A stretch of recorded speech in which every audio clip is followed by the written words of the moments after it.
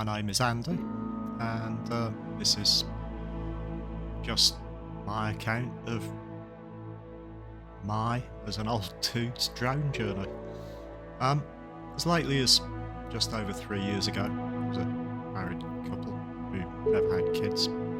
Stuck together like glue for nearly 30 years, through thick and thin, through redundancy from jobs they both loved, from life-changing injury, changed with time, went to university, and even the old duffer with PTSD and a dodgy memory.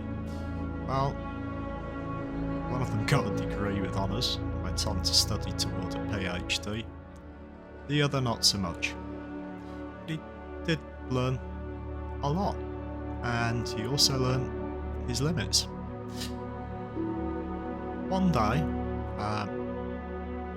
round about 2020, wife bought a drone as an impromptu gift for the husband. It was a cheap little thing with a game controller style radio control transmitter. There was no video downlink or telemetry. You had to download the video from a memory card carried by the drone. It was meant to encourage a treat rather than an end in itself. And I flew that thing till the batteries would no longer hold charge. That was just before the plague of 2020, when many people's lives changed in the most horrible way possible. At that point, our one surviving parent, my mother-in-law, died, and we began spending time in Scotland to take care of her affairs. My wife encouraged me to go on a step with my drone journey. Effectively, I guess, trying to keep my sanity together during the days of COVID. Not wanting to break the bank and unsure of my abilities, I bought a new drone with rudimentary first-person view capability and an occasionally scarily troublesome GPS built in. It was a light little thing, slightly bigger than what went before. Probably too big to be flown indoors, but I did. I flew it outdoors. I didn't need to, but I took the theory test for drone flyers. I got one question wrong on account of serving a round of cocktails halfway through. I may just possibly have imbibed whilst taking the test. Drone accompanied us to Scotland many times during the next 2 years, until the batteries again ceased accepting a full charge in early 2023, and that sadly is where this story gets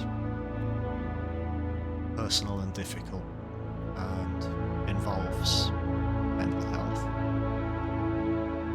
which had been frail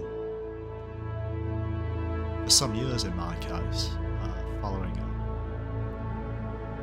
very serious road accident. In October of 2022, after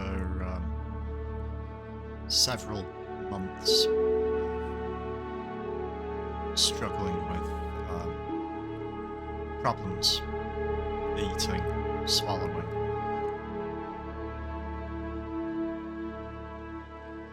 we'd been instructed that by our GP that they wouldn't respond to any further interactions to my wife until we'd given a new prescription a couple of weeks to take effect. So we did what we regularly did, and now COVID was less of an issue. And we fled to Scotland, our little sports car. And the last day we were there, very clear that my wife was struggling terribly. We returned to Birmingham and Fee called the GP. She was referred very quickly to hospital. She was swiftly diagnosed with esophageal cancer, and it was detected too late to be treated. She progressed to hospice care, tried to shelter me from what was going on, and kept encouraging me to keep flying, upgrade my gear, learn a proper editor.